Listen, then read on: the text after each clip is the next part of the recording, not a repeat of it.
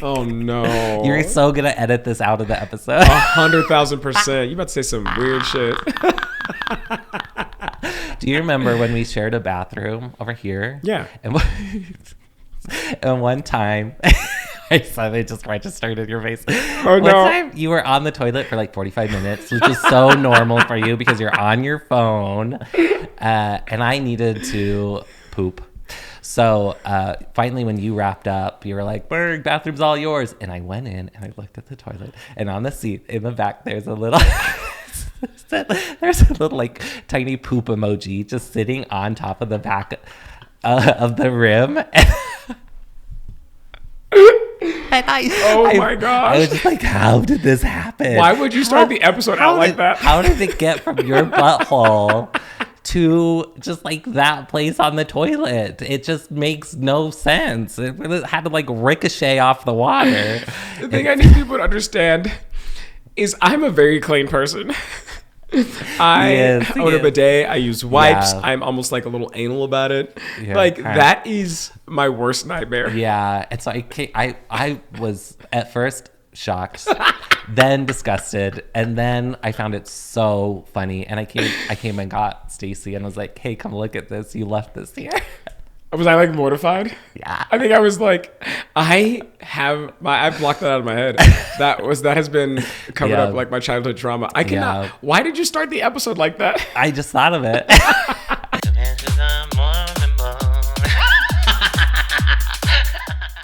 Welcome to Confessions of Mormon Boys. Ooh, we used to be Mormon. And we used to be boys. Now we're ex-Mormon. X-Men.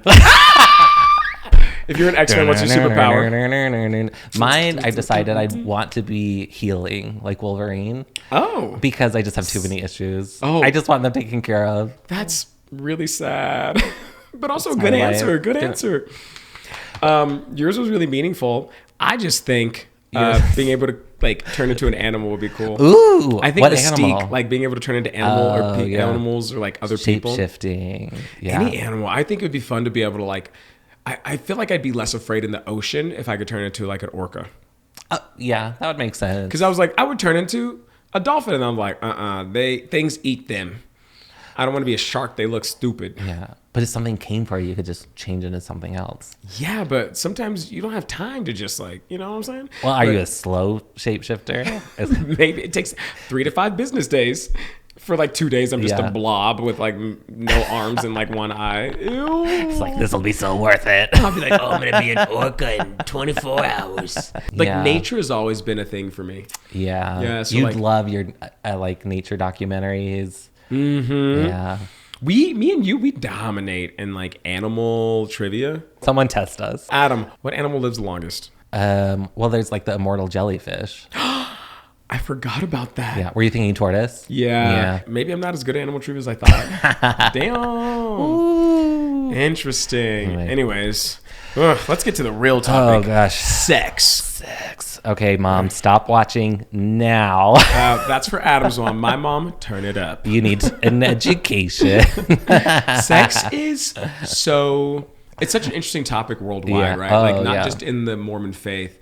I think the Mormon faith comes with its own slews of like what's allowed to be talked about in sex and how I don't know, we like treat sex like the only goal is to have kids. Yeah. And that's so sad. People for something that is so natural and common and like practically universal.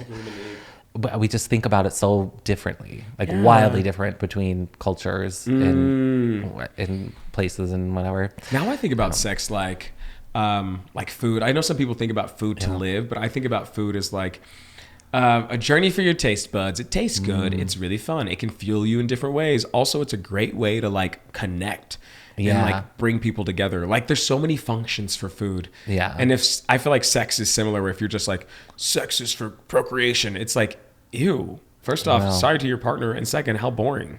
Yeah, there's so much more you could do. I guess for example. Yeah, it's funny, us gay men who can't use sex to procreate are like, ew, what a weird way to think about sex.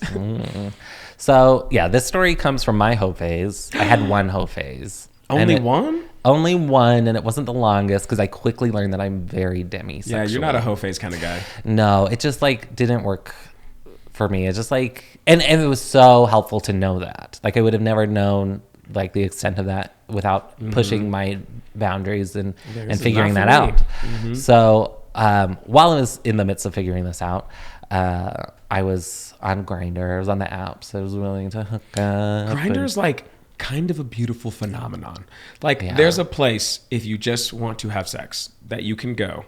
Yeah. Or if you just want to do other things too, you could just go. I know some people who go on Grindr to find dates for movies. They'll be like, I just want to go to the movie tonight. Who wants to come? Yeah. Like you can just go and there's none of the pressure of all wanting a relationship or pretending like you want a relationship so you can get what you want. I love it. Sometimes I'd hop on Grindr and just say just wanting to chat. And then I just chat with strangers and it was so fun.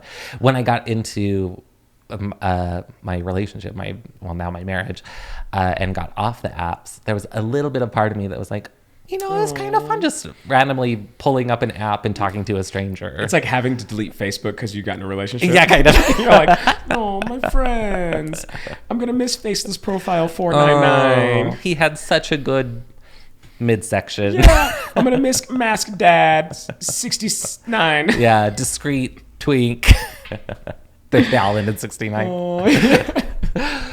So yeah, one night I was looking to hook up. I was talking to this guy, also looking to hook up, and I was very intentional about my boundaries. And what I wanted is the biggest thing me was clarity. We know what we're signing up for, but also safety. It was just like, we're gonna have safe sex, and here's what we're gonna do, and here are the precautions we're gonna take, and here's what you need to know about me and what I need to know about you. And so we got through that conversation. It was still good, and he's like, hey, do you care if I'm locked? And this is one of those terms I was like, I don't know what this means. Locked? Is he married? What does this mean? Yeah. Would you know if someone now asked you? I do, but I think back in the day I'd be like, locked? I'd feel like I would probably assume that meant they were like married or something. Like locked down, like ball and chain. What it does mean is he was wearing a chastity belt. Yeah, so he had and please explain that to the people who, of course, don't know. I know what that is. This is like the animal lit trivia all over again. I'm bad at sex trivia too. So it's like a metallic device that he has around his penis. And I think there's like a loop around the top of the scrotum or something. And it's locked with a locking key. Okay. And his particular one had a timer on it. Because I was like, well, I'd prefer if you weren't wearing that. A timer? And high tech. And I was like, can you take it off? And he's like, I can't. Right now, there's a timer to it. And is it like a little digital interface and like a bomb beep going off or something? Yeah. And you have to cut a wire. Oh, I would be like, sorry, you're gonna lose your bits because I'm stressed. So he's like, I can't take it off because it's on a timer, and we have to wait. I have to wait for that to run out before I can remove the device. But he's like, I could peg you, like top you with a dildo. And bro, you got the tools. Why you renting a car when you got a car? That's what I was wondering. And I was like, this seems crazy. But safe sex. Safe sex. Not going to contract anything out there. That's what a dildo doesn't have. Crabs. Yeah. HIV. Oh, yeah. Hopefully it's good. You still got sterilized. Huh? Yeah. Imagine getting an STD from a dildo. I'd be mad. From someone with a penis. I would be mad. Yeah. Oh my gosh. And so I was like, yeah, I'd be up for that because I was trying things. Mm-hmm. And I was like, but is it gonna hurt you? Like if you're locked and you have this strap on? Yeah. Oh. And he's like, no, I'll be fine. So he clearly was enjoying it, I imagine. This is whatever. It's his thing. Or whatever. Yeah. So I was like, okay, cool. We can do that. And so he comes over. I like to chat ahead of time, demisexual, didn't know at the time. And so we're chatting, and that sort of leads to making out. And that was the least enthusiastic makeout partner I've ever had. Oh, no. Did it feel like he wasn't into it, or he just wasn't? What was he not doing? I think he was maybe a little high, and he didn't realize it. I'm going to be so for real. People that are drunk or high, I'm like you do your thing, but I don't like engaging, and especially in a sexual way. Like, I want us to be present. Yeah. I don't want to smell it on your breath. Presence. I don't want to. And it's like, I found him quite attractive. I assume he was into what I was offering. Mm-hmm. And but like making out with him was just like, I can tell that we are not feeling this. He was experiencing a lot in that moment. I know. So that's sat the joy out of the kissing part. And so it's like, well, I guess we'll get down to business. And he had a little backpack of his stuff. And so he stripped down to like a Speedo.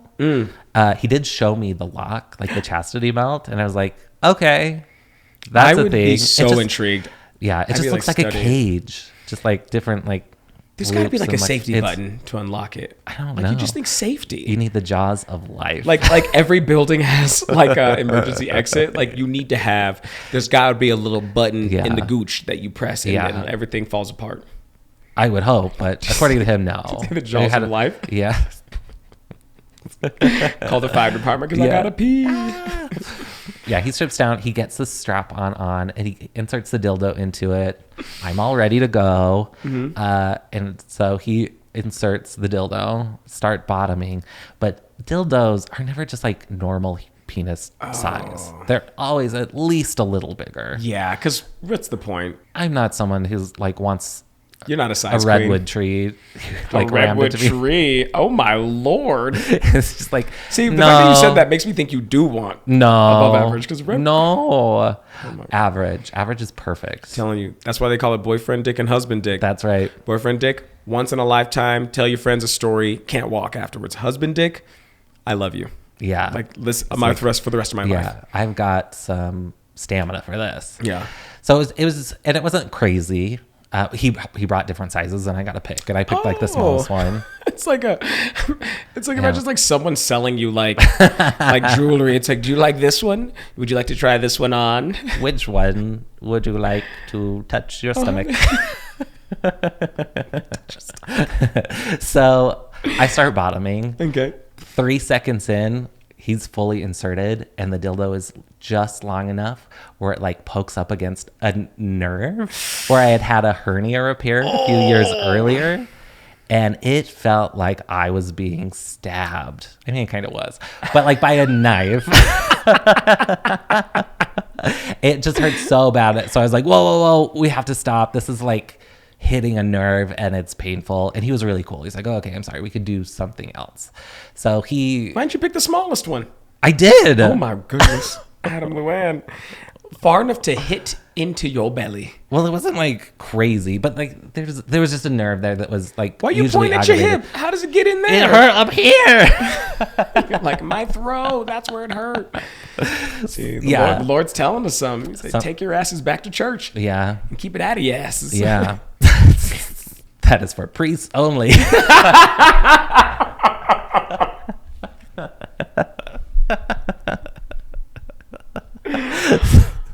So he pulls out, he cleans up his stuff and puts it away, and then it's sort of like awkward because the plan didn't work out. I know making out isn't going to be a thing for him.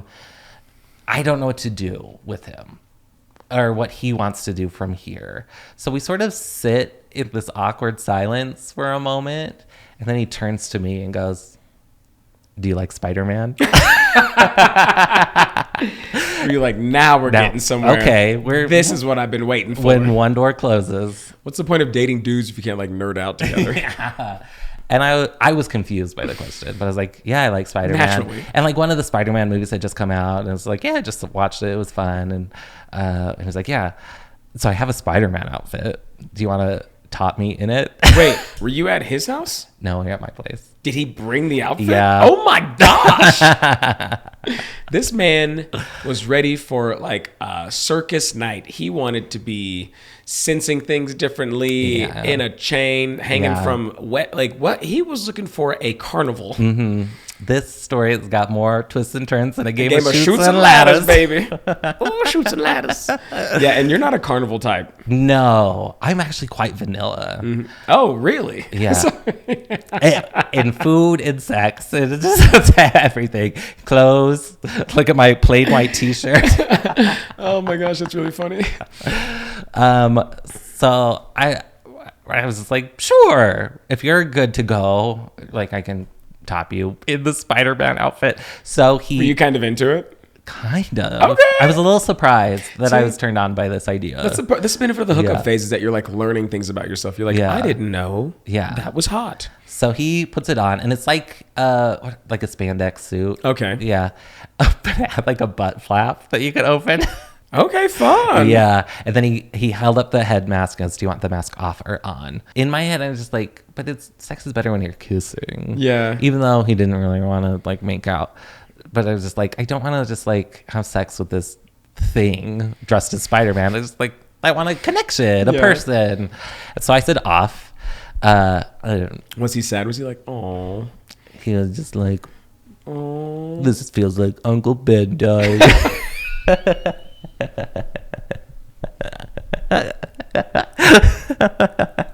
He's like, the only time he's not wearing the mask is when tragedies happen. Yeah. Ew. Okay. He like bends over, so we're not even facing each other. Oh. And I start topping him, and I feel like doggy is like so much less intimate to me. for me too. You're not seeing their Because face. I'm not feeling it. Mm-hmm. I don't know what he's feeling. It fizzled out very quickly. Mm-hmm. And I was like, I couldn't even say hard. This isn't working. That's always tough. And so we kind of wrap that up real quick. Mm-hmm. And again, we're faced like, well, what do we do now? And he sort of, we take care of the Spider-Man gear and we're back to square one. Just like, shucks. Please tell me it was close to Halloween. Like, it had to be close. I think it was February. Oh my God. This guy is like so prepared. I wonder what else he had in his little bag of tricks and trinkets. Who knows? Oh my word. Yeah, so we're again sitting there, and then a beeper goes off, a timer. Yes, It's finally done stewing. it's done. It's been marinating. The roast is cooked. And so he can take off his chastity belt. That's the timer went off. Because I guess the evening had lasted longer than we were planning because all the issues. What do you do if that goes off in public? Someone's like, what was that beep? You're like, I don't know. What was that? No, I thought that was you. Was that you? I could have swore that came from your pockets. Do you have a beeper? Oh, no. No, that wasn't for me. And they go to slap your Yeah. pockets and just feel like chink, chink, Yeah. like hit metal. There's like a little glowing light in your crotch that you can see through the pants. I wish it would have like a countdown, like, dude. At the airport, everyone's panicking. Penis available. Oh my gosh, going through TSA with a chastity belt on. Oh, someone's done it. Put that in a movie now. Anyways. Yeah, sorry. So his timer goes off, and I was like, oh, what was that? And he's like, oh, actually, the chastity belt. And he turns to me and goes, do you want to unlock it? And I love new experiences. You love an escape room. I do. You love a riddle. So I said yes, and he gives me the key, and he shows me how to do it, and I just unlock it, and it releases, and he's free. You didn't have to solve a puzzle or something. No, it wasn't picking a lock or anything. Okay, Yeah. Entrepreneurs, you hear these ideas? There's some good stuff here. Yeah. Okay. And I'm thinking, this is great. We can finally do something normal. He's let loose. The Spider-Man costume's on. Yeah. Let's have a good time. Yeah, me and Peter Parker. Woo. And so I try making out again, thinking maybe this will get things going. Mm-hmm. And I get a little handsy, but I can tell that he is not excited in the slightest. You mean turned on? Yeah. Okay. He's just soft. Oh. Soft as a little plush bear. A little plush bear. First off, cute, but also, oh. Yeah. I think flaccid dicks are very attractive. Yeah, a lot of guys do. Oh, really? No. I feel like most people are no. I'm always just beauty comes in all shapes and sizes. Yeah, it's nice. I wish I appreciated them like that, but I don't. Were you just poking it? Wake up. Is it alive? Hello. But was he emotionally was he I'm down to clown, or was he kind of I think he was down to do whatever, but it was just hard engaging because we ran into issues, and then he just didn't feel into it. It's the only hard thing about that moment. Yeah, he said he was, good to go, but the physical evidence did not align with that. Interesting. And so the making out and the handsiness, they kind of stopped quickly, and then it was okay, I think we've hit enough roadblocks. We'll just call it here. Mm-hmm. And you just end with a handshake and a high five. Yes. It's been real. Pleasure doing business with you. Oh, don't forget your Spider-Man outfit. Yep. Don't forget the butt flap.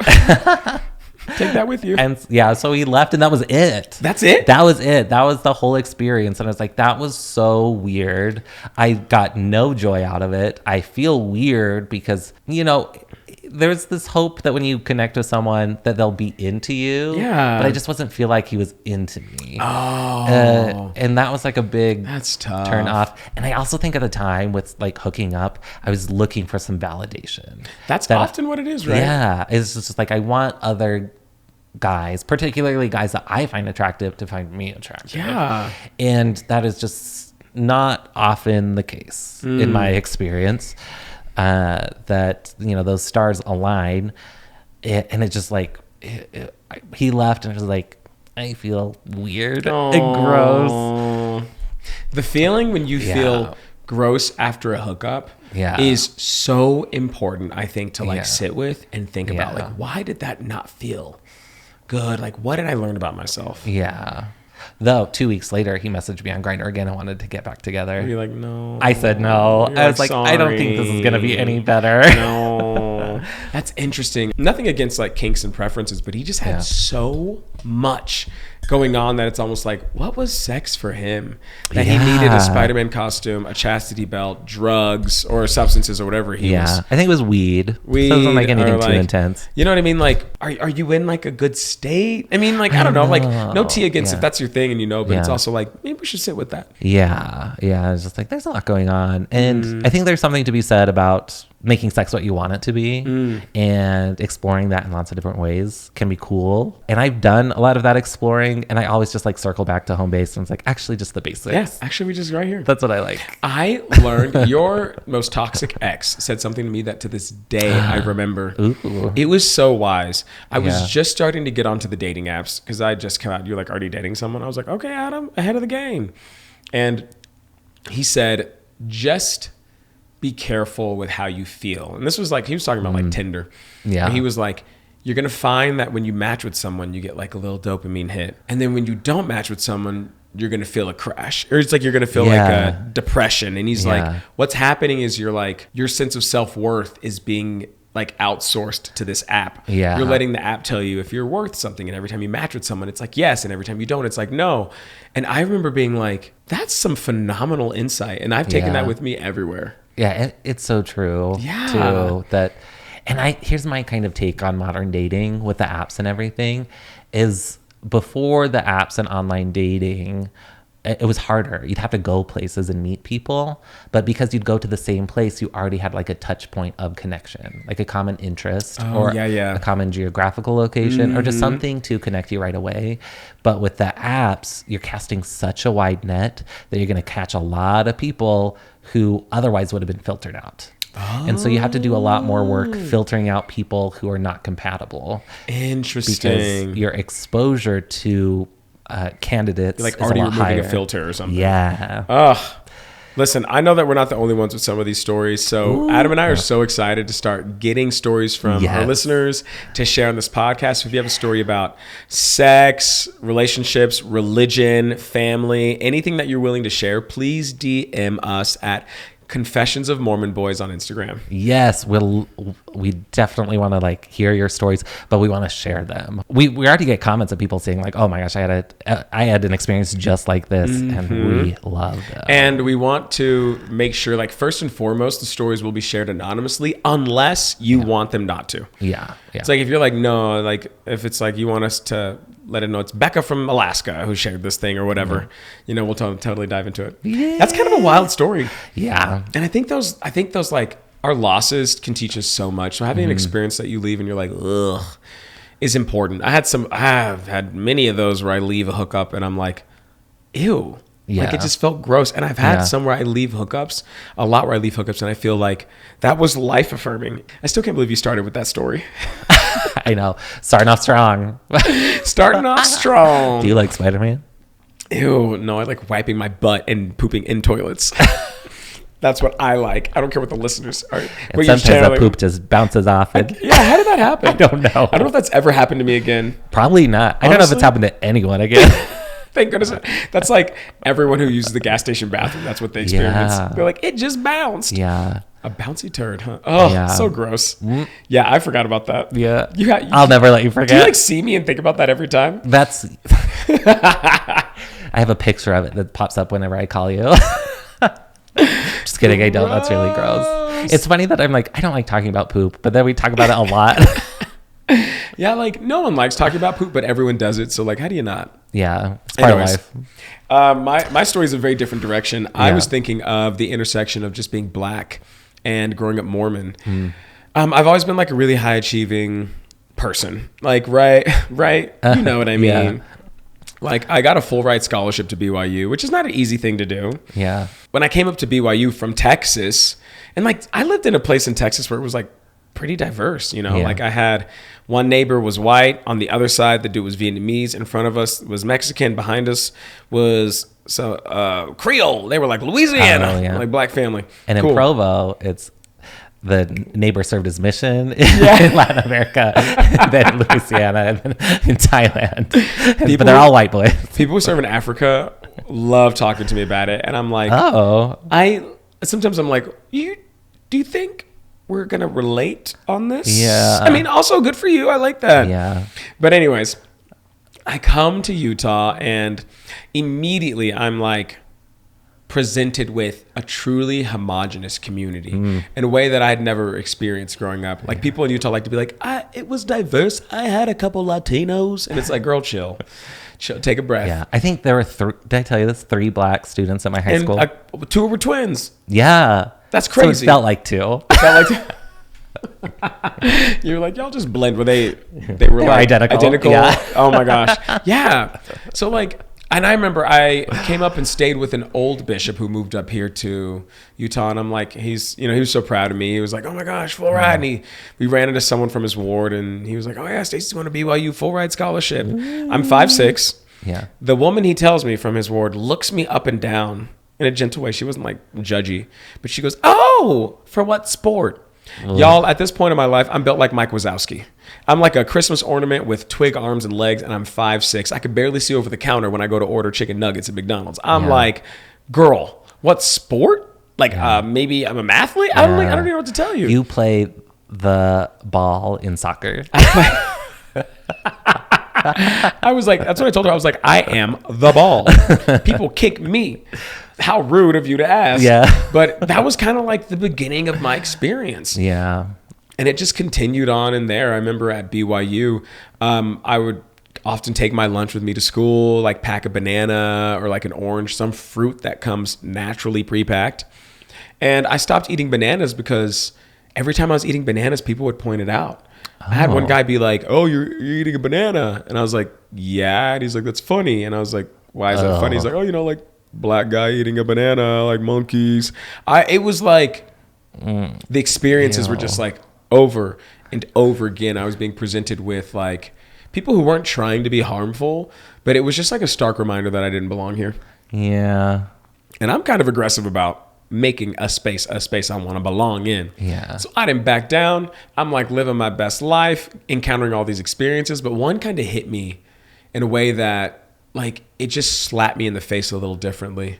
I was an RA at BYU. Yeah. Resident assistant advisor. I'm not sure. I lived on campus, had a meal plan, and they paid me to like manage freshmen. I didn't once again need that job because I had a full ride scholarship, but I was afraid of not having income. So I was like, let me just make sure I got something coming in. Seems like a smart job. Well, I auditioned for this thing called Divine Comedy. Yeah. And it was like... Can I talk about your audition for a second? Oh my gosh, you remember it? Yeah, I do. What do you remember? So I remember... So I had gotten into the group a year before Stacey. Yeah. So you didn't want me. You were like, this bitch is not funny. I was like, he's too short. He's too short! No, I remember... Like a lot of people who auditioned, and at that point it was quite a few. I think you auditioned with 120 people. Yeah, and we let in 2. Yeah. No! Yeah. Me and Steven got in that year, right? Steven? He's our token white guy. That's wild having a token white guy. But I remember you standing out because a lot of people who audition, they haven't really done a lot of comedy or theater before. I hadn't. And so what that sometimes means is that they rely on crutches. And for people of color, they'll make jokes about their race or disabilities or some obvious physical trait. And there's nothing wrong with that, but it sort of left me as someone on the other side of auditions being like, well, can you do comedy that's not just about that? Like, that's a great tool to have, but I want to see more. And when you auditioned, yours was legitimately funny and had nothing to do with being Black. And that was such a green flag for me, because I was just like, this is a person who is bringing many tools with him. And then, of course, we do a couple rounds of auditions, so it's not just like the 2 minutes of material that you perform in front of an audience of like 400 people. Yeah, like a lot of phases. There's like 3 phases. Yeah. So yeah, the audience responded really well to you in the first one, and then we had some like tighter ones, and we could push you and test you with everybody else to just sort of see who you are, how you work, and what you can do. And I think Jason had like sort of like pushed the like, can we talk about him being Black button at one point, and you played it so well, but it was just like, but you're never bringing it up. And that was so interesting to me. Interesting. Because I was just like, okay, he seems cool with it, but that's not really what he's trying to do. And then cut to me getting in the group like day one being like, hey guys, I'm not doing Black jokes. And Jason just being like, aw. Yeah. I think I did say that, right? When I think came in, I was so, like, hey guys, early. no Black jokes. Yeah. I was like, I'm not playing this game. I'm not going to be a little minstrel. Yeah. Even though I am like in a comedy sketch group, but I was just like, I don't want to go there. I was like, I want to close that door before it opens. Yeah. And you were the only person of color in the group. So yeah. it was, I think, important for the rest of us to hear and understand. Be like, oh. Yeah. I think I've loosened up a lot over time, or I've like explored where the range of like, what is a Black joke that I feel okay with? Yeah. When does it feel like it's like mocking? When does it feel like it's not? And back then I remember being like, I don't even want to have that conversation. Y'all, this ain't for you to crack these jokes. Yeah. All right. Deal. Yeah. Everyone's pretty respectful of it. Yeah, I don't think, and everybody had the best intention. Yeah. So yeah, never had any weird. Yeah. Yeah, I was like always got ahead of it. But I've always been like pretty like clear and direct about what I'm experiencing, whatever. Whenever people always touched my hair, they just went for it. I always felt like a freaking horse. But I never sat there and was like, have fun. I would be like flinch and stuff. There was a point where I knew it was a problem when like someone reached out to touch my hair and I like flinched. Oh. And then I realized they were just trying to pat me on the back or something. Oh. And I was like, this is having an effect on me. Yeah. Yeah. And so that experience I was talking about, I'm like an RA. I auditioned for Divine Comedy. My boss at the time is like, oh, yeah, you can't do extracurricular activities. So I'm so sorry to inform you, you can't do Divine Comedy. You can't do extracurricular activities. I'm sorry. And I was like, oh, no. I'm sorry. I quit. Yeah. I was like, you ain't gonna tell me what I can and can't do. Yeah. Especially when I didn't need the job. Oh yeah. You guys were like. I remember jaw dropping when you told us that you were in the group for like 2 weeks and you had given up your job and your home. I remember Matt me saying like, he's in it. This man means it. Yeah. He was like, yeah. Yeah, we were so impressed. Oh, it was more so me and my defiance of being like, first off, I was a phenomenal employee. I did my best. I actually brought a presentation about how I could do both together. Oh, wow. And it wouldn't affect work. And if it did, what I would do. And they were like, nope, sorry. And I was like, no, I'm sorry. Bye. Yeah. And they're like, what do we do? Good. I don't know. Figure it out. Good luck. I actually found my replacement for him. That was great. Oh. But yeah. And he's a good friend of mine to this day. Oh. We just had like lunch the other day. Anyways, I have to move in the middle of the semester and life is busy and I'm tired. But, I'm like moving.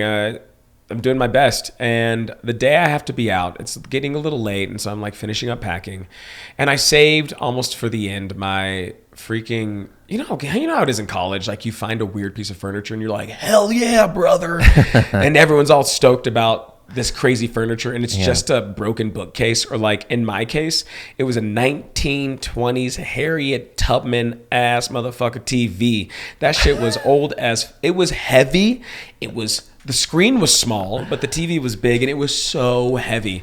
It was like old school big TVs, yeah. and it wasn't even big. But I mean, the screen was small, but it was just like, it was so dumb. I should have left it. Built like you. It was built like. It was probably taller than me. That's why you bonded with. That's why we bonded. I was like, no one's gonna throw you away. Yeah, Stacey. I mean, TV. So I had this TV, and everyone was like, yeah. And it was this dusty old TV. It was like I found it behind a dumpster. Anyways, I'm saving the TV for last, and apparently it's not too big because I can like kind of fit it in the back of my seat. So I start like doing this big haul to get this TV down, and I have a friend who kind of helps me because it's so clunky. And I walked down like 3 flights of stairs, or it was just so dumb. Anyways, I get to my car, and my friend's like, I got to run up. And I'm like, yeah, I could get the rest. And it's a little later. It's like 9 p.m. And I start trying to like figure out how to get my TV in the car. And I probably looked really desperate and like weird because these lights on this car pull up. And I'm like, oh, someone's here to help. Flashes a little siren. It's a policeman. And I was like, oh, hey. And he's like, whose TV is that? And I was like, well, nice to meet you. It's my TV. Where'd you get it from? I got it from a dumpster. What are you doing with it? I'm moving. Officer, can I help you with something? Like, we sat like that for like 10 minutes with him peppering me with questions, the same ones. He was incredibly aggressive. And I was like, bro, honestly, you would do me a favor if you took this TV, because all I'm going to do is probably trash it in like 2 days when it stops working. Yeah. Kind of initially, I was like, this is super awkward and uncomfortable, but I'm sitting out here in the cold with this TV. This policeman's just interrogating me about. Anyways, he can't find a hole in my story, and so he, heyo. Anyways, he can't find a hole in my story, and he, that was wild. Ew, he can't find a hole in my story, and so he packs up and just takes off. And I'm like, that was annoying, and I'm already tired, but I get the TV in the car and go back up to my apartment, or like that little like dorm room I was in, and the guys are like, dude, where have you been? And I was like, I was just, downstairs, the situation when a policeman thinks you look suspicious and interrogates, and they're all these white guys are just blank faced. And it just like slapped me in the face. I was like, oh, even though we live in the same America, we don't live in the same America. Yeah. And I knew that, but it's one thing to know that through like the stories of your friends and family, but it's another thing to experience it so starkly. That policeman could have arrested me. He could have easily just taken me. And I would have just said the same thing, the truth, and he would have done whatever he wanted to do. I really love a lot about Utah. It's not a safe place for people of color. It's not a safe place for me. We have to be really careful. Someone might see me and automatically assume, oh, he's an athlete, or he's trying to steal a TV, versus what you typically would assume about people if you're seeing them like moving boxes and stuff like that. Can I ask, because I feel like this is everyone's follow-up question, why do you stay? Why do I stay? Girl, you buy me the bus ticket. No, I do like a lot about Utah, and I built a lot here. Yeah. Especially at that point. Like, I just got into Divine Comedy. Yeah. I was planning on going to law school. Isn't that crazy? Oh, wow. Yeah. We ruined your life. Yeah, you guys really effed it up for me. But I just was like, I was still in college, and I also feel like, where am I going to go? Yeah. Where am I going to go? Texas, where it's less racist. Yeah. Idaho? God, no. Ugh. You know what I mean? I know there's like safer places, but I'm like this college kid with the full ride.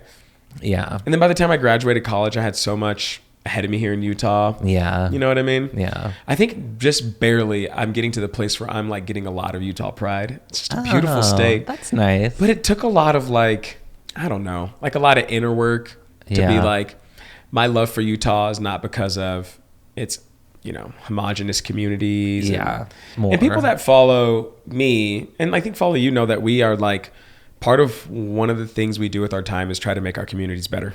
Yeah. And if that's just sharing our story, or if that's existing here, but like existing boldly and unafraid, so that people can get to know us, or even see someone who's like trying, like that's really important to me. Yeah. Even at Studio C, like I had a lot of tough situations and just treated very poorly by a handful of people that we should talk about and spill the tea on.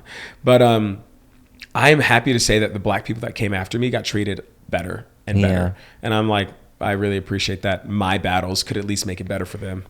being gay, I've gotten a little bit like, oh, why do you live in Utah? Yeah. And it's like, well, it's my home too. Like, Yeah. I'm not just gonna give it up to the Pack up and the run. worst people. It's like I deserve to live where I want. Yeah. And close to family and friends, and where my life is. Even if I have to deal with extra things because I am here. And it's like, but it's my home. It's your home. I love that. I love that energy of like, you know what? Like, it's gonna be tough, and we know being queer. We know what that's like. It's like queer people, in like kind of the history of America, we've always kind of had to like carve our space out. Yeah. And we're not going to hide, and we're not going to go away. Black people, we know what it's like growing up in America. We always have to fight to claim what's ours, to exist. And we're not going down quietly. And listen, that's what we doing. We're here to fight and represent. You know what I'm saying? And by fight, I mean like stand boldly in our own and not in a fearful way. Yeah. You know? Be the soccer ball you were meant to be. Be the soccer ball. Adam, where can people find more about you? You can find me on Instagram and Twitter at Hey Adam Berg. And find my books on Amazon. Yes, and you can find me at Stacey Harkey on Instagram and Twitter. And please send us stories to the Confessions of Mormon Boys Instagram account.